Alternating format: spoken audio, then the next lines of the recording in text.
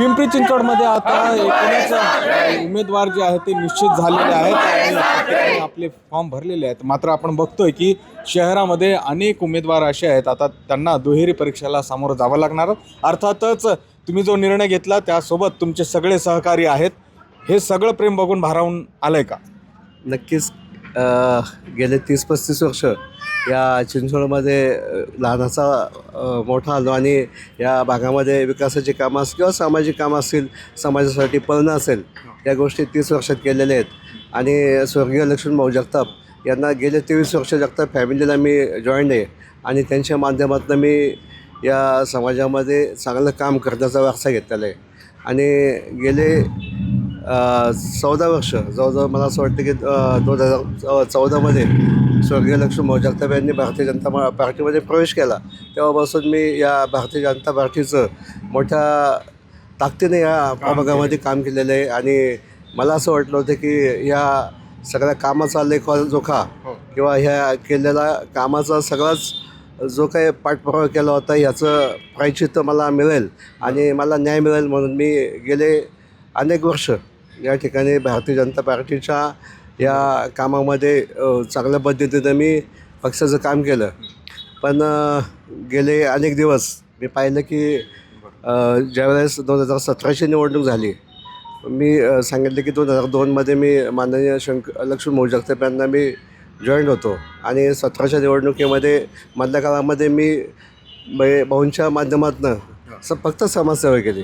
बाकी अण्णा आता एकंदरीत एवढी सगळी कामं केलेली असताना ऐनवेळी पक्षाने अशा पद्धतीनं तुमच्याकडे पाठ फिरवली, अन्याय झाल्याची भावना आहे का?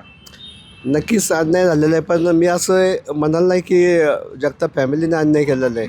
याच्यामागे आपण पाहतो की गेले 3 महिन्यापासून पिंपरी चिंचवडमध्ये प्रभाग 17मध्ये जे काही वातावरण वेगळं चाललं होतं, हे वातावरण पाहिलं तर इथं जे काही लोक होते ह्यांनी चुकीच्या पद्धतीने त्यांनी लॉबिंग केलं आणि मला तिकीट मिळवून द्यायचं नाही म्हणून त्यांनी या शेवटच्या अगदी नको त्या गोष्टी केल्या की अख्ख्या शहरामध्ये इतकं खालच्या लेवलचं राजकारण कधीच ह्या माझ्या आयुष्यात मी पाहिलं नव्हतं. पण मग एकूणच एक सच्चा निष्ठावंत कार्यकर्त्यांना अशा वेगवेगळ्या ठिकाणी अशा पद्धतीचे फटके बसलेले आहेत. याचा परिणाम भाजपला भोगावा लागेल असं वाटतंय का? येणारी जी निवडणूक आहे आता तुम्ही जो निर्णय घेतला आहे त्याच्यामध्ये तुम्हाला किती विश्वास आहे की तुम्ही निवडून याल आणि निष्ठावंत कार्यकर्त्यांना डावलल्याचा फटका भाजपला बसेल?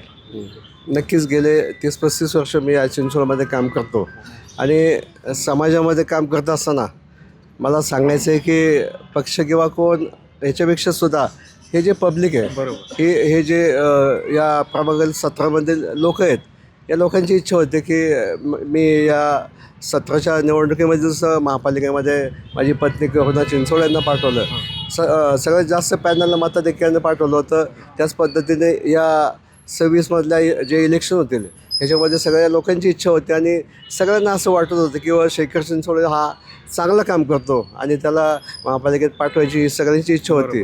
पण गेल्या अनेक दिवसापासून पाहतो की पक्षामध्ये वेगवेगळ्या घटना घडत होत्या आणि मला असं वाटतं की पण त्याचाच फटका बसेल का? माझा प्रश्न थेट आहे की अशा निष्ठावंत कार्यकर्त्यांना ऐन वेळेला पक्षाने जर डावललं तर मग त्याचा फटका आता या पालिकेत बसेल का? नक्कीच. या पालिकेमध्ये ज्या लोकांनी चांगलं काम केलं आहे, पक्षाचं काम केलं आहे, जी लोक निष्ठावंत होते आणि पक्षाने जो अन्याय केलेला आहे, मला काय म्हणायचं की पक्षाने अशी भूमिका घ्यायला पाहिजे की ज्यांनी चांगलं काम केलं आहे त्यांना न्याय द्यायला पाहिजे होता. जेणेकरून बाकी पक्षांना लोक आलेली आहेत त्या लोकांना तुम्ही फक्त ती निवडून येण्याची क्षमता त्यांनी पाहिली, पण तळागाळामध्ये ज्या निष्ठावंतांनी काम केलेलं आहे त्यांच्याकडं पक्षाने पाहिलेलं नाही आहे. काय भावना आहे? विश्वासघात झाल्याची भावना आहे आत्ता? नक्कीच. आपण पाहतो की आज मला माहीत नाही पण सकाळपासून अनेक प्रवेश हे भारतीय जनता पार्टीने उमेदवार दिले नाहीत, तिकीटं दिली नाहीत म्हणून बाकी पक्षात गेलेली आहेत आणि नक्कीच याचा फायदा बाकीच्या पक्षांना होईल. पण अण्णा खरं तर अनेक दुःखाचे प्रसंग आले आहेत तुमच्या. कोरोना काळात तर तुम्ही अगदी फ्रंटवर होतात, जीवाची पर्वा देखील तुम्ही केलेली नव्हती. या सगळ्याच कार्याची दखल घेणं अपेक्षित होतं मात्र पक्षाने ती घेतली नाही. कुठेतरी मनामध्ये सल आहे, दुःख आहे?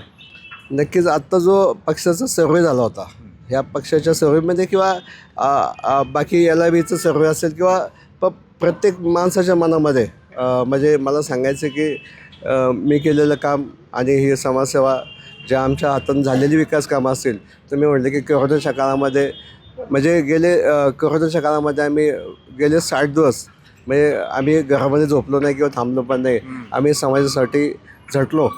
पण हे सगळं पण असताना जो सर्वे पक्षाचा झाला होता ह्यामध्ये सगळ्यात पहिलं टॉपचं नाव हे शेखर चिंचोळेंचं होतं. पण काय झालं माहीत नाही. पण आज सकाळपर्यंत म्हणजे गेले अनेक दिवस मी माननीय या चिंचोड विधानसभेचे आमदार माननीय शंकरभाऊ जगताप यांना मी वेळोवेळी म्हणले की भाऊ माझी भूमिका काय मला माझी भूमिका स्पष्ट करा. तर भाऊंनी सांगितलं की तुझं तिकीट हे फायनली आहे. पण ज्यावेळेस मी 2 दिवस पाहिली वाट आणि मला पुन्हा एकदा म्हणजे मला सांगायचं की ज्यावेळेस मी 17मध्ये मी स्वतःसाठी तिकीट मागितलं होतं त्यावेळेस स्वर्गीय लक्ष्मण जगताप यांनी मला सांगितलं होतं की यावेळेस सत्ता आणायची 17मध्ये आपल्याला महापालिकेमध्ये भारतीय जनता पार्टीची हा पॅनल या प्रभागात आणायचा आहे. तर मला सांगितलं की तो महिला घे आणि पुढच्या वेळेस नक्कीच तुला मी या ठिकाणी महापालिकेमध्ये पाठवायचं काम मी हे स्वतः तुला करेल. पण या ठिकाणी वाईट वाटतं की माननीय स्वर्गीय लक्ष्मण भाऊ जगताप नाही आहेत. पण त्यांच्या शब्दाला मान या भारतीय जनता पार्टीने किंवा जगताप कुटुंबाने द्यायला पाहिजे होता आणि मला या ठिकाणी भारतीय जनता पार्टीची उमेदवारी मिळाली पाहिजे होती. बरोबर आहे. परंतु आता आपण लढाईला उतरलो आहोत आणि या सगळ्या पक्षनिष्ठेला जो विश्वासघात केल्याचा म्हणतोय आपण त्याला उत्तर काय असणार आहे? जिंकून दाखवणार? 100% उत्तर देणार आणि खात्री देतो की या प्रभागामध्ये जितके उमेदवार असतील सर्वात जास्त मतदान हे शेखर अण्णाला झालेलं असेल. खरं तर तुमचा विश्वास होता त्या विश्वासाला तडा गेला. कसं उत्तर देणार? नक्कीच येणाऱ्या 16 तारखेला विजय आमचाच असणार आहे आणि पूर्ण प्रभागामध्ये शेखर अण्णा चिंचोडे यांचा गुलाल 100% म्हणजे 100%च उधळला जाणार आहे. हा जनतेकडनं विश्वास आहे.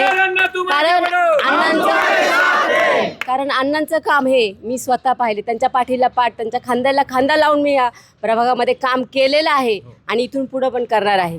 त्यामुळे आपण बघतोय की पिंपरी चिंचवडमधली ही परिस्थिती आहे ज्या भाजपच्या निष्ठावंतांना अशा पद्धतीने ऐन वेळेला आता राष्ट्रवादीमध्ये प्रवेश करत राष्ट्रवादी लढवण्याचं ठरवलं आणि निवडणूक जिंकणं हेच भाजपला उत्तर असेल असा या सगळ्यांचा विश्वास आहे.